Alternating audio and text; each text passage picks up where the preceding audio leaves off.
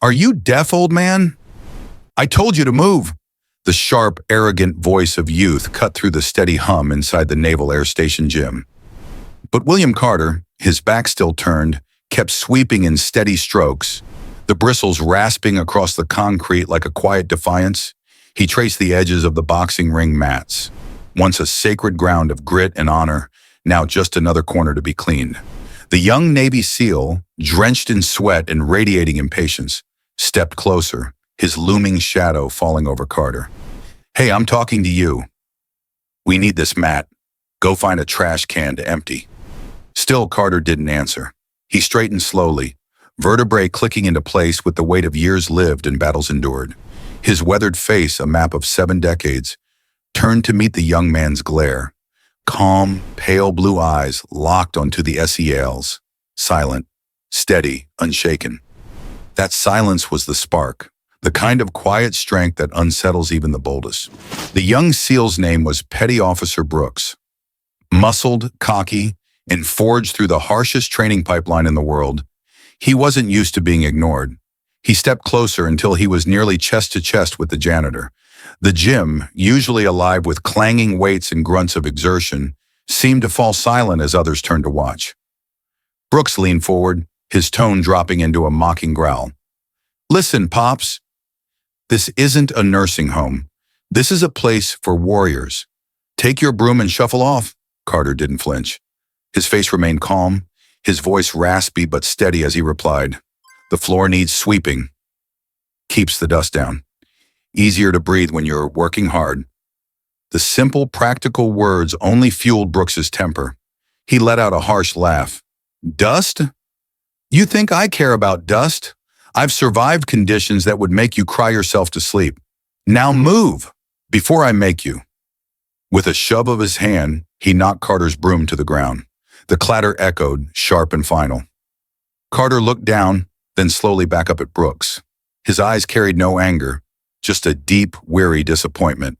Around them, younger SEALs snickered, seeing only an old man being put in his place. But as Carter bent to pick up the broom, his collar shifted. For a brief instant, the skin at the nape of his neck was revealed. Faded by time and sun, yet still unmistakable, was a tattoo. One that only a few in the room would recognize. Brooks, still basking in his dominance, didn't notice. But across the gym, leaning against a weight rack, Master Chief Petty Officer Hayes froze. His eyes narrowed. He had seen that mark before, not on men here, but in old photographs, in forgotten pages of history. Hayes pushed himself off the weight rack, his own workout forgotten. He knew that tattoo. A small black trident entwined with a serpent, its tail coiling at the base. It wasn't just ink. It was the symbol of the underwater demolition teams, the frogmen of World War II in Korea, the ancestors of every SEAL in that gym. And this version, with the serpent coiled so distinctly, whispered of something rarer still, a unit shrouded in legend. Meanwhile, Brooks, oblivious to the history just revealed, kept pressing his mockery. You know, Pops, maybe we should get you a special uniform. Something with a bib, in case you drool. Laughter rippled from a few younger SEALs. Carter straightened, broom back in hand. His eyes, however, were no longer on Brooks. They were fixed on Hayes, who now walked toward them, his steps deliberate, his gaze unyielding. For the first time, a flicker crossed Carter's face. Recognition, maybe even resignation. This was exactly what he had hoped to avoid. For 3 quiet years, he had swept these floors unnoticed, content to linger on the edges of the world he had once belonged to without stepping back inside it. Now that silence was over. Hayes stopped just feet away, his eyes locked on Carter, not on the puffed-up Brooks. The laughter died as the younger SEALs sensed the shift. A Master Chief's presence wasn't unusual in the gym, but when staring down a janitor with such intensity was something none of them had ever seen. Is there a problem here, Petty Officer Brooks? Hayes' voice was calm, but it carried authority that cut clean through the tension. Brooks stiffened to attention. No, Master Chief. Just asking the janitor to clear the area, Hayes didn't blink. His name is Mr. Carter. The weight on that single word Mr. hung in the air, subtle but deliberate. His gaze flicked once more to the faded serpent and trident etched on Carter's neck. Confirmation. The impossible pieces were falling into place. The tattoo seemed to burn under Hayes's steady gaze. A relic from another age, a promise carved into skin decades ago, beneath the dim glow of a kerosene lamp on some forgotten Pacific island. Carter could almost smell the salt-heavy air, hear the distant thunder of artillery. He remembered being barely 20, sitting rigid as a grizzled chief worked a crude needle into his flesh, etching the coiled serpent around the trident. It was more than a symbol, it was a pact, a silent brotherhood bound by missions no one would ever acknowledge, by sacrifices that would never be recorded. They were the original ghosts, swimming into enemy harbors with explosives strapped to their bodies, clearing the way for invasions in darkness so complete that death was often the only witness. To outsiders, it was just a faded tattoo, but to those who knew, it was living history inked into skin. Hayes felt the weight of it, the enormity of what he had stumbled upon. He couldn't allow this to play out in front of the others. That mark was too sacred, its legacy too vast to be reduced to a petty gym quarrel. He turned sharply toward Brooks and the surrounding SEALs. Enough! All of you! Showers! Now the command cracked like a whip. Confused but obedient, the younger men scattered, tossing uncertain glances at the janitor they had just mocked. Brooks hesitated, pride warring with obedience, until Hayes's glare sent him moving. When the room finally cleared, the Master Chief faced Carter fully. His voice carried not discipline now, but reverence. Mr. Carter, I owe you an apology for their behavior. For not seeing sooner, Carter only nodded, eyes distant, as if still half lost in the echo of the past. Hayes knew this moment was far bigger than him. He reached for his phone, thumb hovering over a name that could not be ignored. Commander Mitchell, the base commanding officer. Lifting the phone to his ear, his voice dropped into urgency. Sir, you need to come to the SEAL gym, right now. Do you know the janitor here, an older man named William Carter? Silence stretched on the line. Then with quiet finality, Hayes said, Sir, I just saw the tattoo. A coiled serpent wrapped around a trident, an NCDU mark. I believe he might be one of the Shark unit. On the other end of the line, the silence was heavy, almost suffocating. The Shark unit, its name alone was a ghost story, a whispered legend told to new recruits.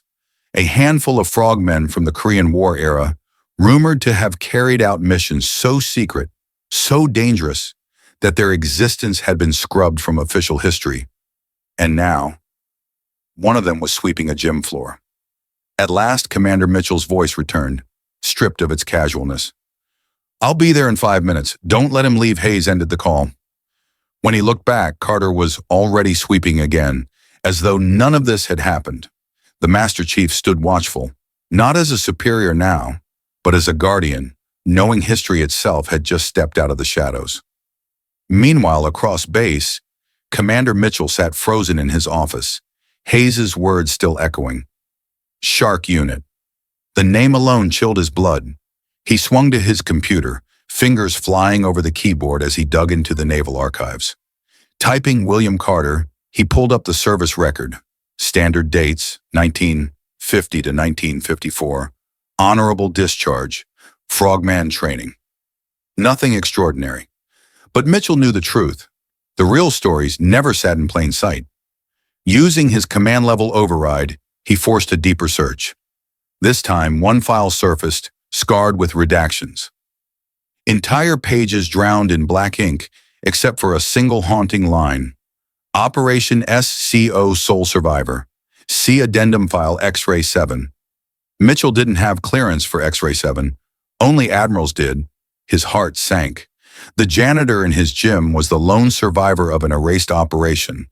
A man who had walked through a mission designed for ghosts and never spoken of it.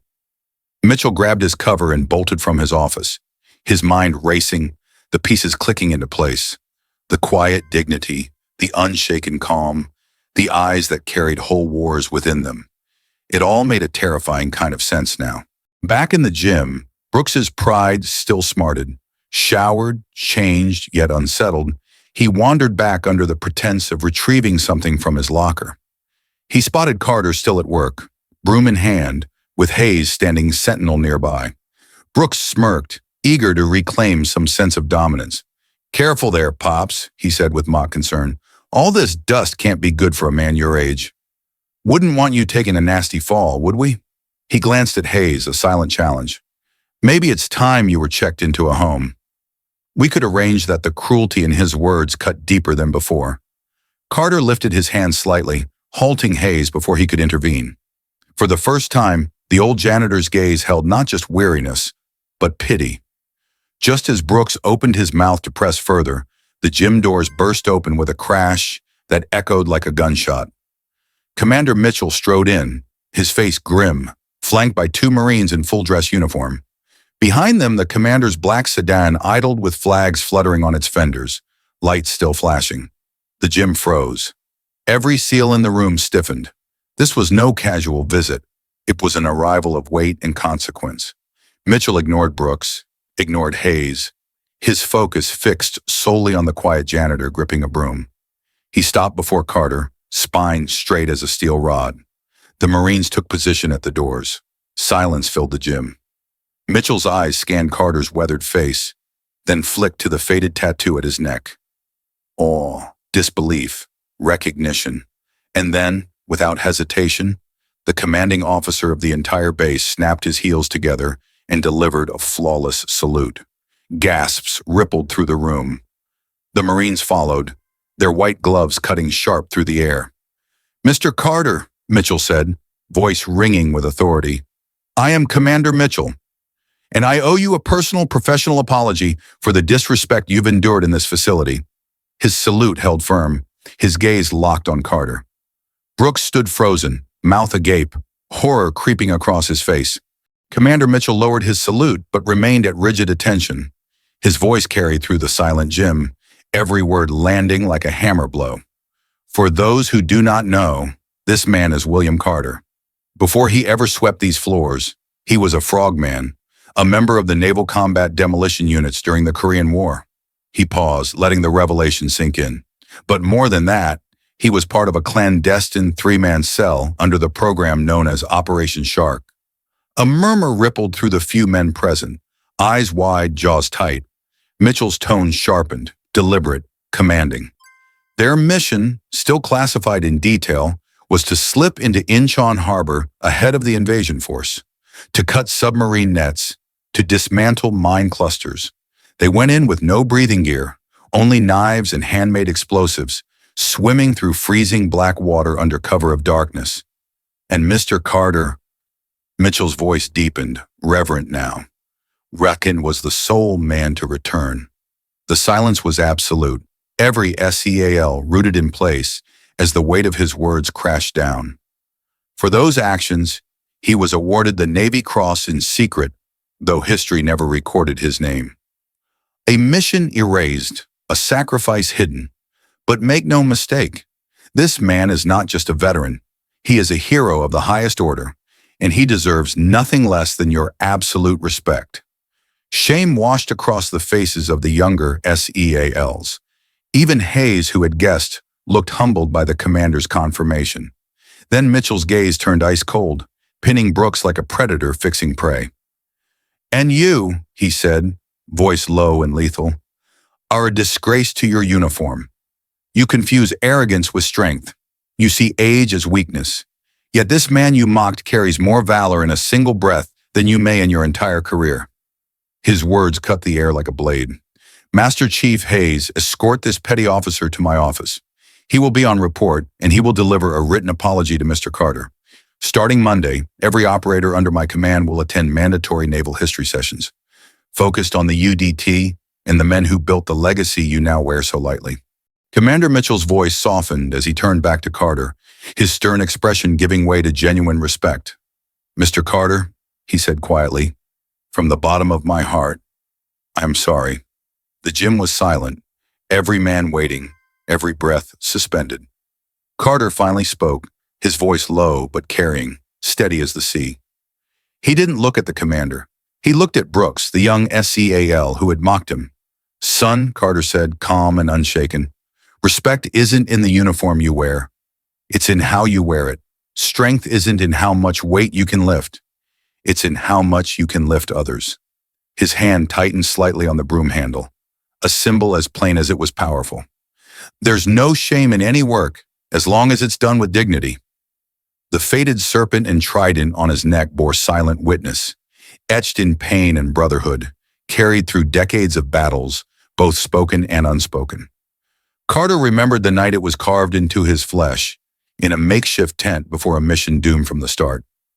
Their chief had said, "The Navy won't give you medals for this. They won't even admit you were here.